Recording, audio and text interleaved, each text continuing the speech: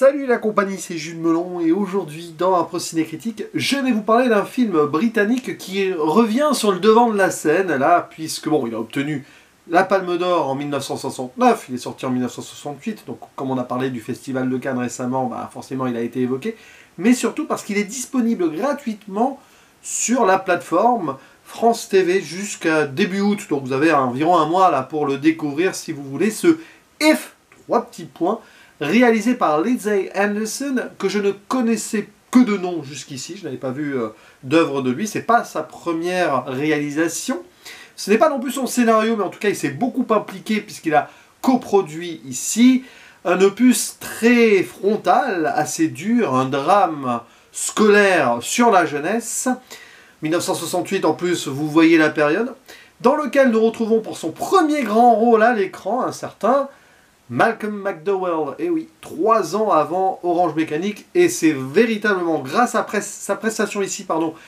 que Stanley Kubrick l'a repéré et lui a donné le rôle d'Alex, parce que nous avons déjà quelqu'un de rebelle là, qui peut mal tourner, d'une certaine manière, hein.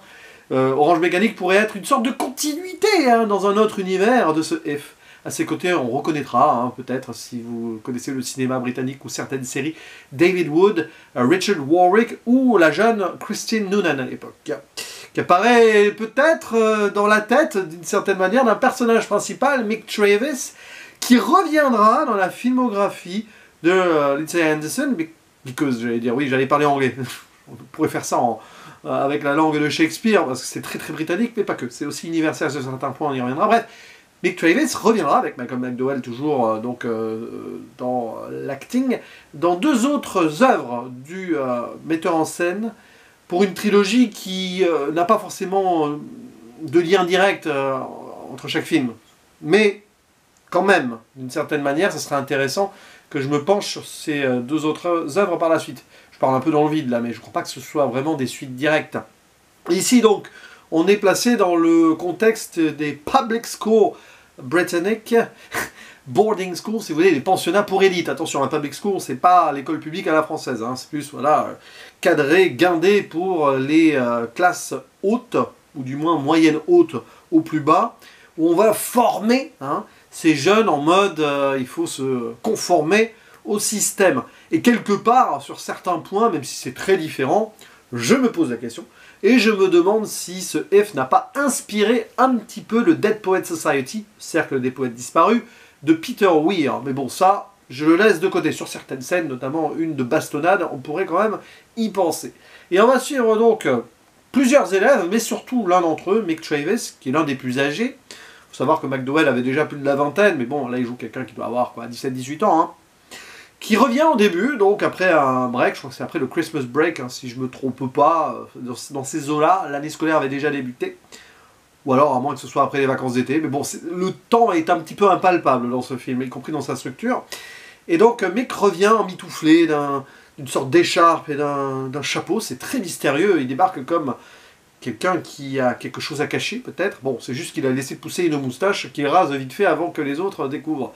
Enfin, surtout les supérieurs. Bon, et on le sent, ce Mick Travis, il est un petit peu rebelle. Forme d'idéalisme en lui, révolutionnaire. Ça se voit grâce à certains posters ou photos dans sa chambre. Des mouvements contre-culturels, ou pas que, hein, plein de choses en fait qui illustre donc le monde dans lequel il vit, avec surtout en lien avec la guerre et la religion, mais alors ça c'est aussi par rapport à sa construction personnelle, puisqu'il subit, on peut le dire, cette éducation depuis plusieurs années. C'est-à-dire qu'il y a une forme d'ambiguïté en lui. C'est-à-dire que tout ce mal en lui qu'il a accumulé, c'est le système qui lui a apporté, il essaye de l'évacuer d'une certaine manière, et peut-être il faut que ça explose, ça va exploser dans le film, mais de quelle manière, ça je reste vague. Je ferai une zone spoiler pour la fin quand même. Voilà, on le sent qu'il a envie d'aller à l'encontre d'eux. D'ailleurs, il est très influencé, enfin, il est presque obnubilé par le sang. Au moment, il y a toute cette histoire-là. Bon, il va faire des bêtises, un manquement à l'autorité, tout ça, quelques échappées belles. Et petit à petit, on va vraiment épouser son point de vue dans le sens où on va même rentrer dans sa tête. Je reste vague pour l'instant, mais si le film s'intitule F, 3 petits points, ça veut dire qu'il y a une condition, what if, et si, et à un moment, ouais, on sort d'une forme de réalisme et réalité. Et c'est très étonnant comme film, parce que Lindsay Anderson, il pose son décor très réaliste, quasi docu-fiction, à nous montrer donc la vie quotidienne de ce pensionnat. Du côté des élèves, plus jeunes au début d'ailleurs, il y a presque une forme de fuite, dans le sens où, faux semblant, on va suivre l'un des jeunes qui débarque, là, un scum, un rookie, en première année, quoi. Et on se demande si le film ne va pas se centrer sur lui, mais très vite, ce personnage, on ne le voit plus après. Et petit à petit, de fil en aiguille, on découvre donc les plus vieux et ce Mick Travis qui débarque. Donc, Lindsay Anderson, il prend son temps pour nous montrer un petit peu l'ambiance, l'atmosphère, du côté des élèves, un peu du côté des profs et de l'autorité aussi. Et cet entre-deux avec les élèves plus âgés qui aspirent à devenir des whips, des pions, c'est-à-dire qui vont être les chefs de leur section pour faire l'autorité en lien avec les professeurs. Hein. C'est très connu ça. Vous connaissez certains films probablement qui mettent cela en place. Tiens d'ailleurs, Harry Potter, on se demande si J.K. Rowling n'a pas été inspirée par If aussi quand elle a écrit un petit peu dans le domaine scolaire à boarding school de sa saga littéraire. Je balance ça, mais je pense que If a beaucoup inspiré d'artistes au sens large à l'époque de sa sortie, parce que ça a été un petit tournant quand même. Donc voilà, on dresse quelque chose là-dessus, d'une certaine réalité hors du temps presque, parce que oui, ça se passe forcément dans les années 60 vu les photos et les affiches, mais ça aurait pu être dans les années 30, et parfois même tu remontes le temps de façon très étrange. On est retour dans le colonialisme, pourtant en 68, l'Empire britannique est quand même... c'est fini quoi, à 99% quoi. Mais il y a ces relents-là d'archaïsme absolu. Et en même temps, on pousse vers la rébellion. Mais comment cette rébellion va se mettre en place? C'est justement là où il va y avoir un tournant dans le film, où Anderson sort de ce pur côté réalité, pour nous balancer des scènes qui sont étranges. De plus en plus, on avance dans le film, et on est là, quasi perdu par un moment. Mais en fait, c'est très facile à comprendre, parce qu'il va y avoir deux tournants, j'ai envie de dire, dans le film. Et même avant, stylistiquement, tu sens qu'il pose des jalons avec des scènes en noir et blanc, qui paraissent pratiquement hasardeuses par moment. Enfin, il y a certaines d'entre elles, tu te dis, ah ouais, là, tu as du noir et blanc, parce qu'il y a une messe, par exemple, donc c'est l'ancien temps, c'est guindé, on perd les couleurs, on perd la vitalité. Mais tu as aussi ces scènes de noir et blanc, autrement, ailleurs dans le film, qui pourraient être aussi des bascules dans des mondes à part qui sont loin de la réalité possible. C'est-à-dire que vous pouvez avoir une double interprétation là-dessus. Certaines personnes avaient prétendu que c'était à cause du budget. Alors peut-être qu'il y avait une histoire de budget, que certaines scènes étaient faites en noir et blanc parce qu'au niveau de l'éclairage, pour les couleurs, c'était compliqué derrière. Mais je ne pense pas que ce ne soit que ça. D'ailleurs, Anderson, il a botté ça en touche, quoi. Donc, mais c'est vrai que c'est un peu bizarre parce qu'à certains moments, tu vois l'idée et d'autres, peut-être moins. Mais bon, je laisse ça en suspens. Il peut y avoir quand même des doubles significations sur ces scènes en noir et blanc. Si vous avez les vôtres, n'hésitez pas à le dire en commentaire. Et donc, après, Mick Travis, il va tenter des choses. Il va se faire punir. Donc, il y a une bastonnade, flogging en version originale. Et à partir de là, il a envie de résister. Le film est ainsi chapitré, d'ailleurs, de façon classique au début. Puis, on se rend compte qu'à un moment, on va se centrer sur comment il va réagir. Ou pas réagir, selon ce qu'il subit. Le film est assez malin aussi pour nous montrer d'autres événements et d'autres destins. Ce qui peut être... ça peut être aussi une forme de défaut, parce que on est là, on les voit, mais on n'en fait pas grand-chose. Cependant, quand même, il y en a au moins deux qui brisent des codes. Le côté très structurel, conforme, etc., peut voler en éclats autrement que par la rébellion. Par une forme de...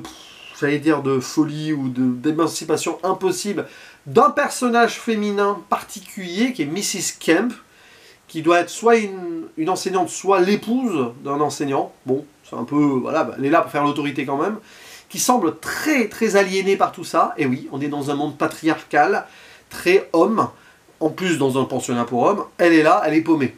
Elle aussi, elle est brimée. Et à certains instants, on la voit dans une scène un petit peu étrange où elle erre nue dans le pensionnat de nuit. Mais ça, est-ce que c'est la vérité et la réalité? Justement, après, il y a des choses on ne sait pas. On pourrait avoir toutes les interprétations possibles. À quel moment on est dans la réalité ou l'illusion, voire le fantasme. Il y a ça, et aussi le destin de deux de deux élèves, un plus jeune, un plus âgé.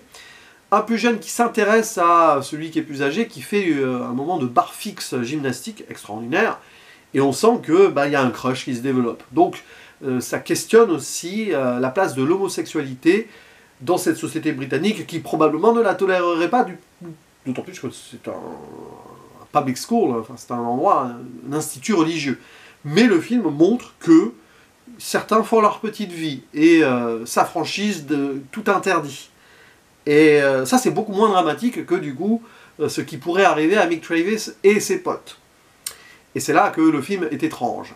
Mais avant d'aller dans la zone spoiler, marquons aussi l'idée qu'on s'inscrit dans une société britannique déjà datée, c'est intéressant, dans un 1968 qui va voir donc les événements en France, mai 68, il y a eu le printemps de Prague. Alors, je cite le printemps de Prague, non pas par hasard, mais parce que le chef-op du film, et la photographie est très importante dans le long-métrage, n'est nul autre que Miroslav Andricek, qui a participé à la nouvelle vague tchèque cinématographique avec Miloš Forman. Miloš Forman qui continuera à accompagner sur d'autres films, post-If d'ailleurs. Voilà, je balance ça. Est-ce que c'est un choix de la part de Lindsay Anderson, producteur et réalisateur? À voir, à voir. Mais il y a cette idée de tentative d'émancipation aussi dans le sens du cinéma, oui, pour faire voler en éclats cette société britannique qui à l'époque n'était pas encore trop dans le côté révolutionnaire que certains pays européens autour, ou aux États-Unis aussi. Et justement, on insiste là-dessus en mettant ensemble la religion et le côté militariste. Il y a même des scènes qui sont improbables. Alors là aussi, réalité ou fantasme, à partir du dernier tiers du film, on ne sait plus trop. Mais on a eu un moment, l'armée qui débarque, discours d'un général, il y en a un qui est habillé carrément en colon, en croisé, quoi. Voilà, plus que colon, encore en croisé, vraiment, un chevalier de l'ancien temps. Et on questionne aussi le colonialisme ici, britannique, qui est toujours sous-jacent, avec l'utilisation en musique derrière de la messe congolaise Missaluba, qui est connue parce que un autre des extraits de ces cantiques-là avait été utilisé dans l'Évangile selon saint Matthieu de Pasolini, qui avait aussi ce côté révolutionnaire dans une approche de cinéma. Et voilà, messe congolaise, tout ça, pour montrer aussi, et puis ces idées aussi de côté sauvage par émancipation, espérée par le personnage principal. Cet endroit est une jungle, et on a aussi donc l'attrait pour ce côté exotique par la construction forcée de cette éducation. Donc, par exemple, le personnage de Mick Travis va être détestable potentiellement aussi parce qu'il a été fait comme ça. L'ambiguïté du personnage est forte. Donc vous avez aussi les relents de l'Empire britannique et autres coloniales, avec le côté militaro-religieux, et la religion et militaire même mises ensemble à un moment dans une scène où on passe d'une messe où on dit que Jésus c'est le chef des armées, que si on l'abandonne on est des déserteurs, et derrière on voit les jeunes faire la guerre. Et là aussi est-ce réel? Oh, ça pourrait l'être. Spoiler, justement, pour les retournements qui font qu'après on rentre totalement dans Mick Travis, dans son esprit, et que peut-être, selon moi, il fantasme beaucoup de choses.